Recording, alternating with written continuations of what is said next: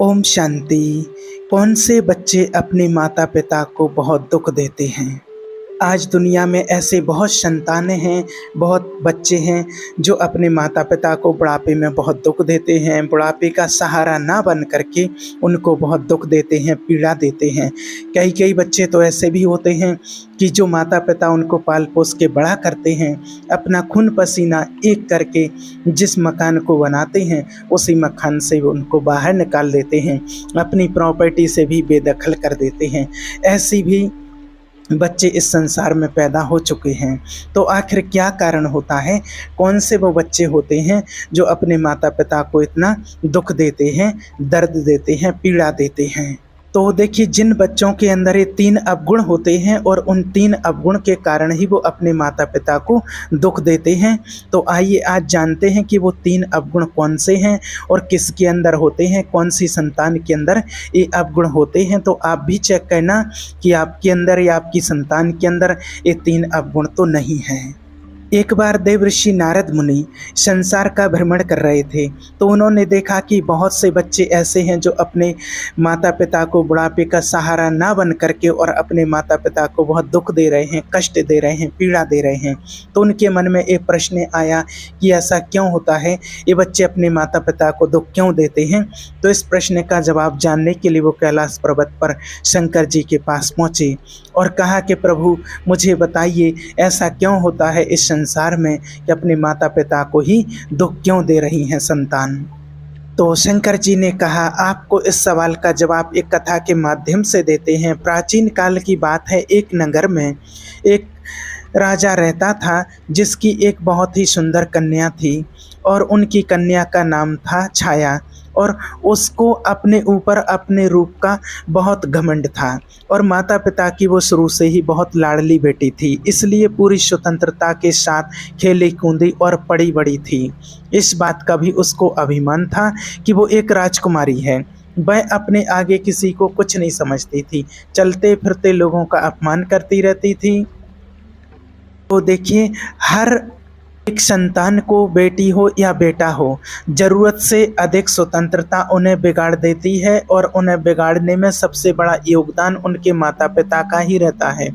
बच्चे यदि मनमानी करने लगें तो माँ बाप को उनकी तरफदारी नहीं करनी चाहिए, बल्कि उनकी गलती पर उन्हें समझाना चाहिए।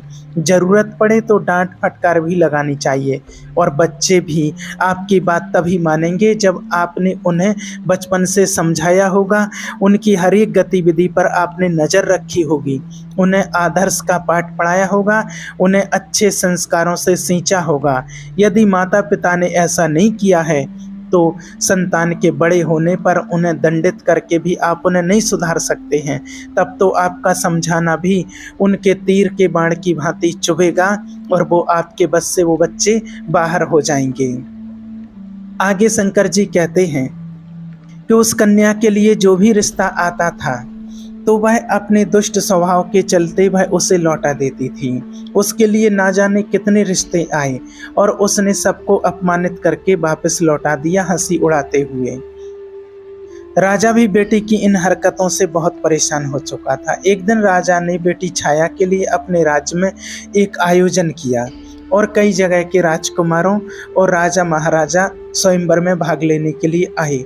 सारे राजा महाराजा आकर के अपने अपने आसन पर बैठ गए। उधर राजकुमारी छाया माला लेकर अपनी सहेलियों के साथ राज्य दरबार में जा रही थी। छाया अपनी सुंदरता के घमंड में भरी हुई थी।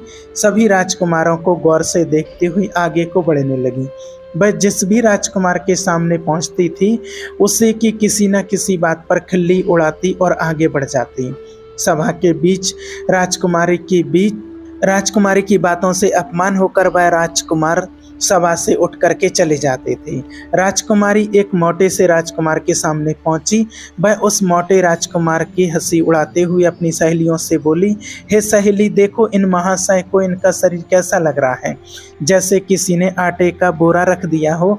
उसके शरीर की बनावट तक वो काफ़ी देर तक हंसी उड़ाती रही। वह राजकुमारी की बातों से लज्जित होकर के और दरबार से चला गया। इसी तरह राजकुमारी फिर अगले राजकुमार के पास पहुंच गई। वह राजकुमार देखने में कुछ लंबा था। राजकुमारी छाया ने अपने कटु शब्दों से उसे भी खूब अपमानित करने लगी। देखो सहेली, यह तो कोई जैसे कि खंबा मालूम पड़ता है, इसे तो किसी चौराहे पर खड़ा करके इसके ऊपर मशाल लगानी चाहिए। राजकुमारी के अपशब्दों से पीड़ित होकर वह भी मुंह बनाता हुआ वहां से चला गया। एक राजकुमार की तो काफी बड़ी दाढ़ी थी। उसे देख कर के राजकुमारी बहुत हंसती हुए बोली, अरे सहेली, हमारे पिता ने तो स्वयंवर में लंबी दाढ़ी वाले बकरों को भी बुला लिया है। इसे तो मेरी जूती भी इससे विवाह नहीं करेगी। और राजकुमारी उसकी रंग रूप और दाढ़ी की खूब खिल्ली उड़ाती रही, परंतु उस दाढ़ी वाले राजकुमार ने उसको लज्जित करने पर भी तनक भी उसने बुरा नहीं माना उस राजकुमार ने, क्योंकि वह राजकुमार उस राजकुमारी से प्रेम करने लगा था। वह भी दरबार से उठकर चला गया। तो इस प्रकार से एक एक करके सारे राजकुमारों को बेइज्जत करके नापसंद कर दिया। ये बात उनके पिता को बहुत बुरी लगी। राजकुमारी के पिता ने सोचा कि हमारे इस लड़की ने तो इस दरबार में आए हुए सारे राजकुमारों राजाओं का अपमान करके इसको बेइज्जत किया है। इस लड़की को इसकी दुष्टता का दंड इसको अवश्य मिलेगा। गुस्से में राजा ने भरे दरबार में घोषणा कर दी कि भाइयों, मैं अपनी बेटी की इस हरकत के लिए आप सबसे क्षमा मांगता हूँ, और पर आज आपके सामने घोषणा करता हूँ कि इस कन्या का विवाह अब मैं अपने किसी राजकुमार से ना करके, किसी अपने आसपास या किसी भी राजकुमार से ना करके किसी भिखारी के साथ करूँगा, जो रोज भीख मांग करके अपना पेट पालता होगा और उसके साथ रहकर यह भी भीख मांग कर खाएगी, तो इससे अपनी करनी पर पछतावा जरूर होगा। राजा की ऐसी घोषणा सुनकर दरबार में बैठे सभी राजकुमारों ने राजा की बहुत प्रशंसा करी। सभी कहने लगे कि राजा साहब, ऐसी असभ्य असंस्कारी कन्या के साथ ऐसा ही होना चाहिए। इतना कहकर वह सब राजकुमार राजा के दरबार से चले गए। तभी वहां से एक भजन गाता हुआ भिखारी गुजरा। भिखारी की आवाज़ सुनकर राजा ने अपने नौकर को भेजकर उस भिखारी को अपने दरबार में बुला लिया। उस भिखारी की बहुत बुरी दशा थी। मैले कुचले फटे पुराने वस्त्र पहने था, उसके हाथ में एक लठ थी और लंबी सी दाढ़ी थी, और भिखारी राजा के सामने खड़ा हो गया और अपनी मधुर आवाज़ में कुछ गीत गुनगुनाने लगा।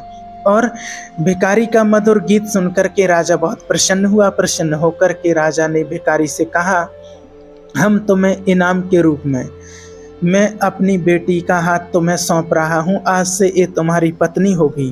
तुम इसे अपने साथ ले जाओ और जैसे भी रूखा सूखा बना पड़े इसे खिलाना और स्वयं खाना। तो ऐसा कठोर निर्णय अपने पिता का सुनकर वो राजकुमारी बहुत दुखी थी कि उसके पिता ने क्या कर डाला। पहले तो उसने भिखारी के साथ जाने से साफ इनकार किया, पर राजा का ऐसा ही आदेश था, इसलिए उसे विवश होकर के उस भिखारी के साथ जाना पड़ा।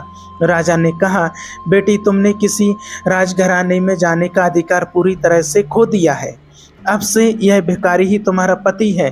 इसी के साथ तुम्हें अपना जीवन बिताना होगा। अगर तुमने इसे धोखा दिया या इसका साथ छोड़ा तो तुम्हें मृत्यु दंड भी दिया जा सकता है।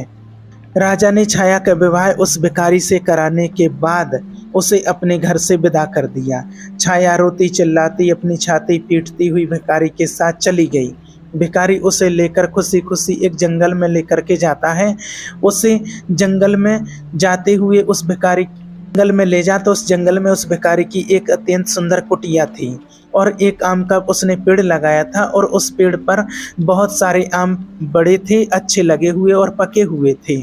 तब राजकुमारी ने बाहर जाकर के देखा तो एक बहुत सुंदर और खेत है। छाया ने उस भिखारी से पूछा कि यह खेत किसका है? तो भिखारी ने जवाब दिया कि हे राजकुमारी, मैंने ऐसा सुना है कि यह खेत उसी दाढ़ी वाले राजकुमार का है जिसे तुमने अपने स्वयंवर में दाढ़ी वाला बकरा कहकर अपमानित किया था। पर आपका दुर्भाग्य देखिए, बदकिस्मती से मैं भी आपको उसी दाढ़ी वाले बकरे की तरह मैं भी लंबी दाढ़ी वाला मिला हूँ। अगर तुम उस दाढ़ी वाले से विवाह कर लेती तो आज इस खेत की तुम मालकिन होती, पर अब पछताने से कोई फायदा नहीं है।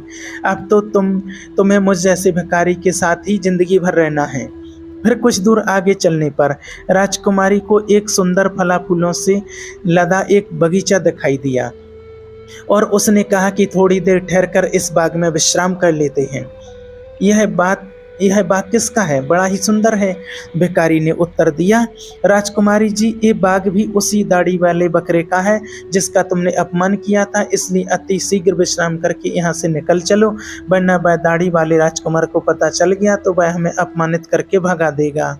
सोचो, अगर तुम उससे विवाह कर लेती तो यह बाग भी तुम्हारा होता और मुझ भिखारी के साथ तुम्हें नहीं आना पड़ता, पर तुम्हारा घमंड ही तुम्हें यहाँ ले आया है। तब इस प्रकार वो दोनों बातें करते हुए आगे को बढ़ते हुए चले गए। कुछ दूर आगे जाने पर वह एक सुंदर नगर में पहुंचे। ऐसा लग रहा था कि वह नगर किसी राजा की राजधानी हो। छाया ने पूछा, यह नगर किस राजा का है? भिखारी ने उत्तर दिया कि हे प्रिय, यह नगर भी उसी दाढ़ी वाले बकरे का है जिसे तुमने भरी सभा में बेइज्जत किया था। सोचो, अगर तुमने उससे शादी कर ली होती तो तुम इस नगर की रानी होती, हजारों दास दासियां तुम्हारी सेवा करती, पर तुमने अपने रूप के घमंड में आकर अपनी किस्मत फोड़ ली और मुझ भिखारी के साथ विवाह करके तुमने अपनी जिंदगी को दुखों में ढकेल दिया है। पर अब क्या हो सकता है, जो होना था वो तो हो गया है।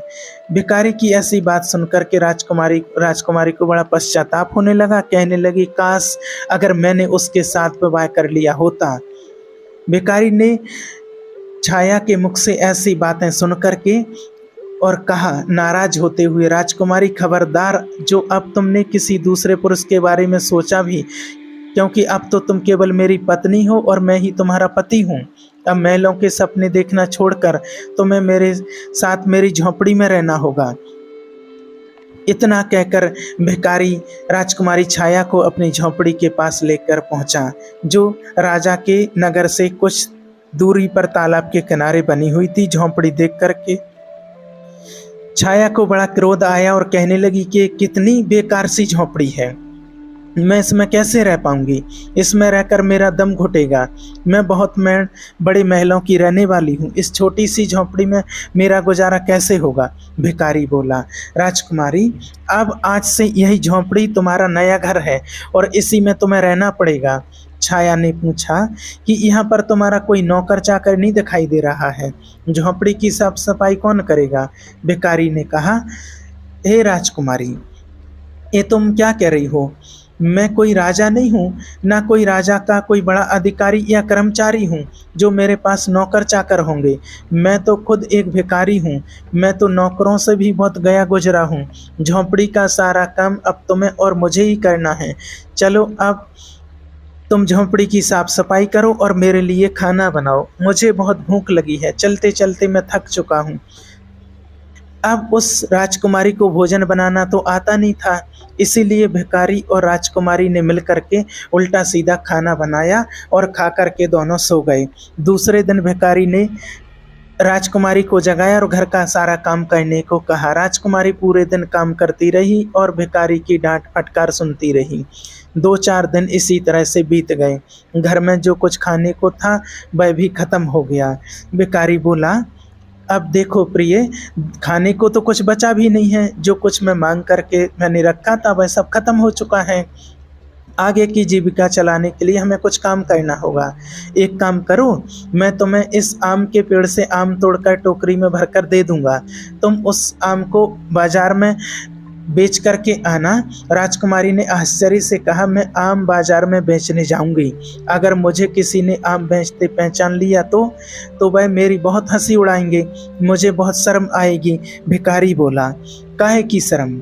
अब तो तुम कोई रानी राजकुमारी नहीं हो, तुम एक भिखारी की पत्नी हो। शर्म तो तुम्हें तब लगती जब तुम उस दाढ़ी वाले की पत्नी होती और वह तुमसे बाजार में आम बेचने को कहता। अब अगर शर्म ही आती है तो भूखी मरो। तो मजबूर होकर राजकुमारी बाजार में आम बेचने चली गई। एक सड़क किनारे आम रखकर बैठ जाती है और दिन भर आम बेचती रहती है। धीरे धीरे उसके आम खूब बिकने लगे। एक दिन की बात है, जब राजकुमारी छाया सड़क पर बैठी आम बेच रही थी, तभी वहाँ पर एक राजा का मंत्री आता है और उसने लात मार करके सारे आम उसके इधर उधर फैला देता है और कहता है, खबरदार, जो रास्ता घेर कर आम लगाए। तो उसके बहुत सारे आम फूट भी गए थे और उसका बहुत नुकसान हो गया था। राजकुमारी को बड़ा दुख हुआ। उसने सारी बात झोंपड़ी में आकर भिखारी को बताई कि आज एक राजा के सिपाही ने उसके आम पर लात मारकर फोड़ डाली। भिखारी ने कहा, तुम बिल्कुल पागल हो। अगर तुम बीच रास्ते में घिर करके दुकान लगाओगी तो सिपाही तो आम फोड़ेगा ही। तुम्हारी वजह से राहगीरों को निकलने में तकलीफ हो रही होगी। अब तुमसे यह भी काम ठीक से नहीं होगा। तुम्हें कोई काम बताओ तो तुमसे कोई काम होता ही नहीं है। अब मैं जा रहा हूँ और तुम्हारे लिए कोई और काम तलाश कर आता हूँ। भिखारी गया और राजा के एक बड़े अधिकारी के यहाँ रसोइये का काम तलाश आया और छाया से कहा कि मैंने तुम्हारे काम की व्यवस्था कर दी है। कल से तुम राज्य कर्मचारी के यहाँ जाया करोगी और वहाँ रसोइये के साथ मिलकर के खाना बनाना है। वहाँ से हमें खाने के लिए अच्छा सा भोजन भी मिलता रहेगा। तो इस प्रकार से वो घमंडी राजकुमारी रसोइये की मददगार बन के काम करने लगी। वह सुबह से शाम तक काम करती और रात को बचा हुआ खाना घर ले आती। इस तरह दोनों की जिंदगी अब कुछ सुकून से कटने लगी थी। एक दिन की बात है, छाया रसोई में काम कर रही थी। तभी उसने खिड़की से झांक करके देखा तो वहाँ राजा के महल में कुछ उत्सव होने वाला था। पूरा राजमहल सजाया हुआ था। बड़े बड़े मेहमान आ रहे थे। नौकर चाकर उनका स्वागत कर रहे थे। महल में बड़ी धूमधाम थी। वह राजकुमारी सब कुछ देखकर अपनी किस्मत को कोस रही थी।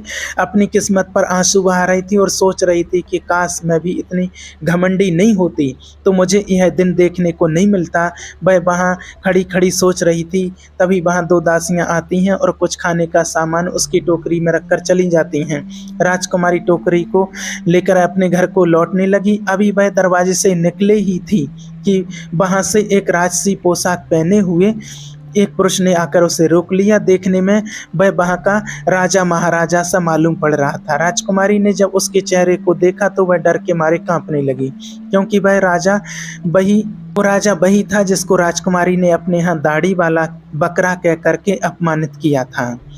राजा ने राजकुमारी से कुछ नहीं कहा, बल्कि वह उसका हाथ पकड़ करके दरबार में लेकर के पहुंचा, जहां पर तमाम मेहमान लोग बैठे हुए थे।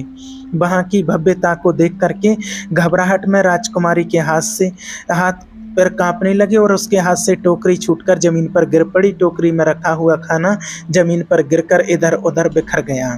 राजकुमारी बहुत उदास हो गई। दरबार में बैठे मेहमान बहुत जोर जोर से हंसने लगे अपने ऊपर। सबको हंसता हुआ देखकर छाया घुटन से मरी जा रही थी। उसे ऐसा लग रहा था कि अभी की अभी धरती फट जाए और मैं उसमें समा जाऊं।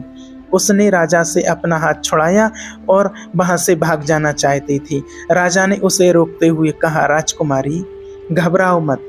तुम्हारे साथ यहाँ कोई अभद्रता का व्यवहार नहीं होगा, बल्कि तुम्हें मैं यहाँ सम्मानित करने के लिए लाया हूँ। मैं वही तुम्हारा भिखारी पति हूँ जो तुम्हारे साथ झोंपड़ी में रहता था, और मैं वही सिपाही हूँ जिसने तुम्हारे आम को फोड़े थे।